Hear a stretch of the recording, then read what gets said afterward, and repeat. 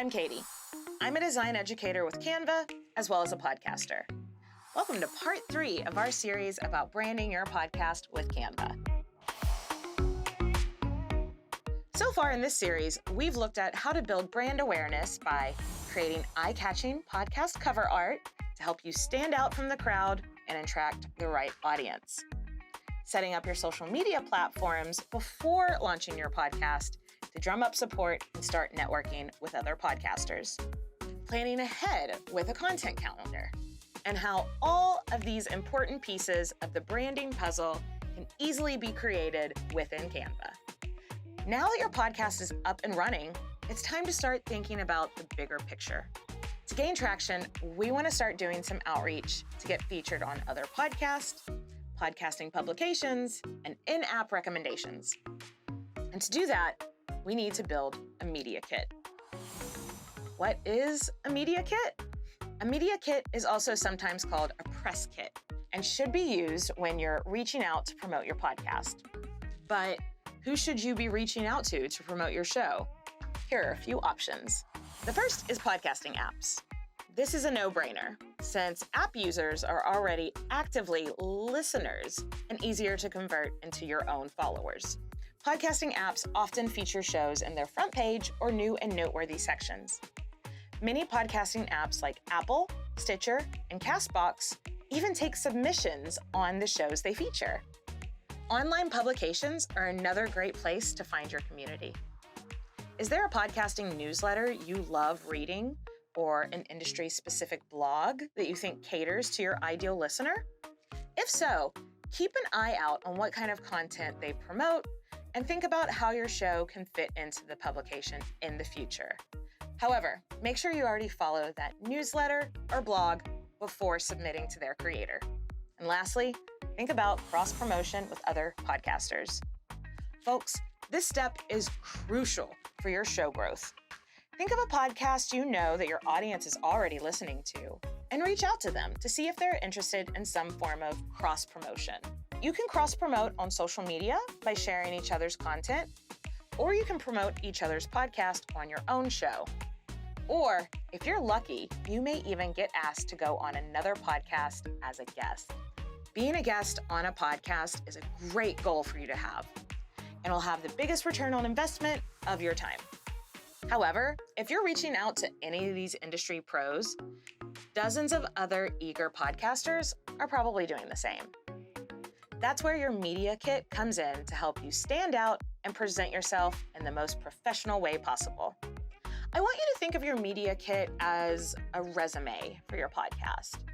A short, easily digestible document that displays your show's personality, highlights your impressive stats like your downloads and subscribers, and lets media outlets and other podcasters get to know you better. Here's Ariel of Earbuds Podcast Collective, a podcasting newsletter, to tell us what she thinks when she receives pitches from podcasters. Hi, I'm Ariel, and I receive a lot of pitches from podcasters. Some are in the form of press releases, and others are just short and to-the-point emails. Personally, I like a mixture of both. A short message with a media kit attached is perfect. Katie mentioned a few minutes ago, but I want to reiterate that you should be subscribed to these newsletters and be interacting with these writers before you pitch yourself. Find out what they like to feature and see how your podcast fits into that.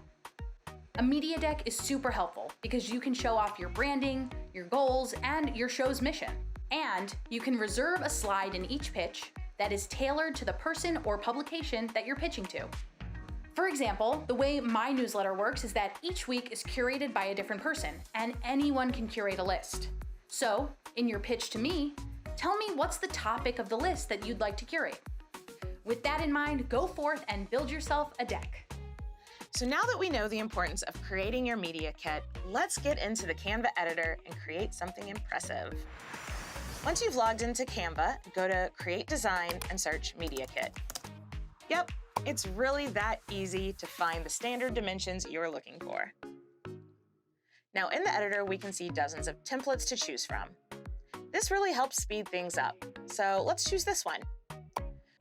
If you remember from the second video in this series, we've already set up our brand kit, which will come in hand when making this template our own. Just go to the Styles tab, and with a few clicks, this Media Kit template is transformed into a document that aligns with all your branding. Now, start adding your images and information to the Media Kit and really make it your own.